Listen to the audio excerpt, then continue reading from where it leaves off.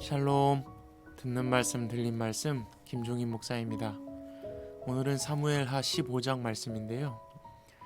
다윗의 아들 압살롬이 아버지의 왕권을 빼앗기 위해 헤브론에서 반역을 일으키는 내용, 그리고 다윗이 그런 압살롬을 피해 요단강 건너편으로 도망가는 내용이 담겨 있습니다.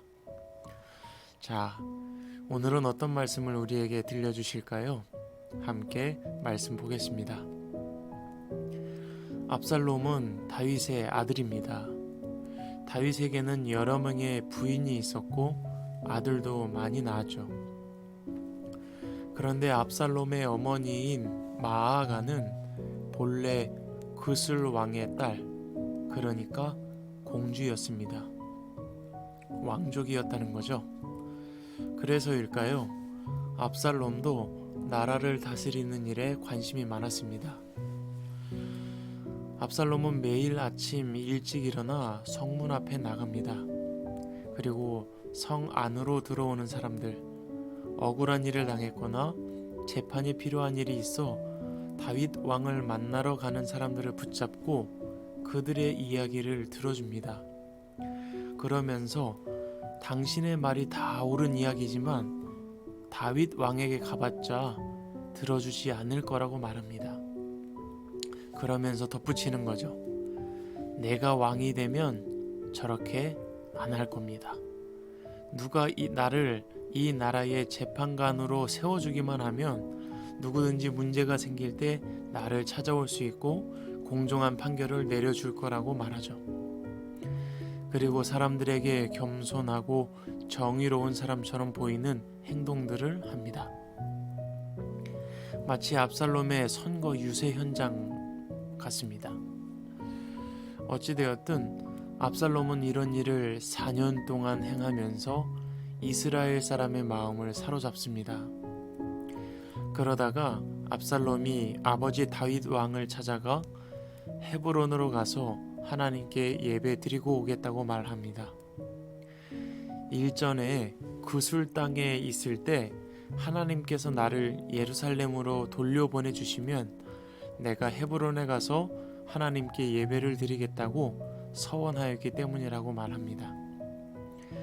다윗은 이것을 흔쾌히 승낙하고 압살롬은 헤브론으로 향합니다. 그러나 이것은 진정성 있는 서원이라기보다 반역을 일으키기 위한 준비 과정이라고 봐야 할 것입니다. 이미 압살롬은 첩자들을 12지파에게 모두 보내어 헤브론에서 나팔 소리가 나면 압살롬이 헤브론에서 왕이 되었다 외치라고 준비해 두었기 때문입니다. 게다가 압살롬은 혼자 내려간 것이 아니라 압살롬이 반역을 준비한다는 것을 모르고 초청받아 함께 간 200여 명의 사람들이 압살롬을 따라갔습니다. 아마 중요한 인사들이었겠죠. 그리고 다윗의 참모였던 아히도벨도 초청하여 결국 반역에 가담케 합니다. 점점 압살롬의 세력이 커지자 이스라엘 사람들 중에도 압살롬의 편에 선 사람들이 많아지기 시작했습니다. 결국 압살롬이 반역을 일으켰다는 소식이 다윗에게 전해졌습니다. 다윗은 아들과의 전쟁을 일으키지 않기 위해 예루살렘을 떠나 피난길에 오릅니다. 다윗 왕을 섬기는 모든 신하들과 가족들이 피난길에 오른 거죠. 이때 이방 민족 그렛 사람, 블렛 사람, 가드 사람 군인들도 함께 다윗과 피난길에 오릅니다. 다윗은 그들에게 예루살렘으로 돌아가라 말합니다. 이방 민족이고 예루살렘에 남아있다 하여도 압살롬을 섬기겠다고 말하면 죽임을 당하지 않기 때문입니다. 그러면 떠돌이 생활을 힘들게 할 필요가 없기 때문에 다윗은 그들을 돌려보내려고 하는 것이죠. 다윗은 그들을 생각하고 배려하는 마음으로 그렇게 말을 했습니다. 그러나 가드 사람 이때가 이렇게 고백합니다. 우리는 죽을 때까지 당신 다윗을 따르겠습니다. 이때 다윗 왕과 함께하던 제사장 사독과 아비아달도 언약궤를 메고 함께 이동했지만 사독이 다윗 왕에게 언약궤를 다시 예루살렘에 가져다 놓는 것이 좋겠다고 권면합니다. 다윗은 이에 동의하고 사독과 아비아달을 언약궤와 함께 예루살렘으로 돌아가게 합니다. 그리고 다윗의 가장 가까운 친구인 아렉 사람 후세에게 예루살렘으로 들어가 압살롬의 신하가 되어 궁 안에서 일어나는 일을 알려주는 첩자가 되어달라고 부탁합니다. 그래서 후세가 예루살렘으로 들어가게 되고 이때 압살롬도 예루살렘으로 입성했다고 기록하면서 오늘 말씀이 맞춰지고 있습니다. 여러분은 들으시면서 어떤 말씀이 기억나시나요? 저는 사람들의 마음을 얻으려는 압살롬의 모습이 기억에 남습니다. 압살롬은 왕이 되고 싶었습니다. 그래서 반역을 준비했고 그 첫 번째 준비 과정은 바로 이스라엘 사람들의 마음을 얻는 것이었습니다. 그래서 성문 입구에 서서 다윗은 제대로 재판을 하지 않는다고 유언 비어를 퍼뜨리죠. 그러면서 사람들의 말을 다 들어주고 맞장구를 쳐줍니다. 어떻게 모든 사람의 말이 옳겠습니까? 틀린 말도 있었겠죠. 그런데 압살롬은 모든 사람에게 당신이 옳다고 말해줍니다.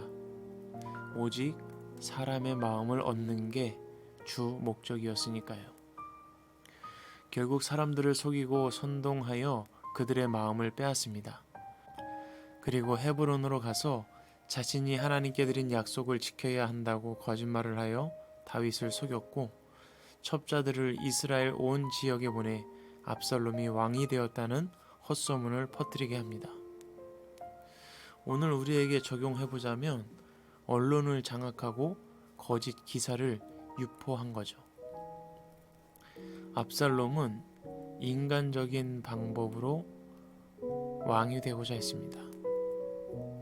사람의 마음을 얻어 왕이 되고자 했던 것입니다. 다윗과는 완전히 반대의 경우죠. 다윗은 사람의 마음을 얻는 데 힘을 쏟기보다 하나님의 말씀에 집중했습니다. 다윗이 사람들의 마음을 얻고자 했다면 사울 왕을 죽일 수 있었던 두 번의 기회, 다윗을 따르던 사람들이 사울 왕을 죽이라 요구했던 그 순간에 사울 왕을 죽였어야 합니다. 그러나 다윗은 그렇게 하지 않았습니다. 하나님이 세우신 사람을 내가 죽일 수 없다며 반대합니다. 다윗은 하나님의 마음을 사로잡았고 그 하나님이 사람들의 마음을 변화시키셔서 다윗이 왕이 될 수 있었습니다. 그러나 압살롬은 하나님을 배제하고 오직 자신의 힘으로 사람들의 마음을 얻어 왕이 되고자 했던 것입니다. 그래서 저는 사람의 마음보다 하나님의 마음에 합한 자가 되자는 결단을 하게 되었습니다. 여러분, 오늘도 힘내시고 사람의 마음에 합한 자가 되기보다 하나님의 마음에 합한 자로 살아가시는 복된 하루가 되시길 간절히 소망합니다. 지금까지 듣는 말씀 들린 말씀 샤라라TV 김종인 목사였습니다. 샬롬.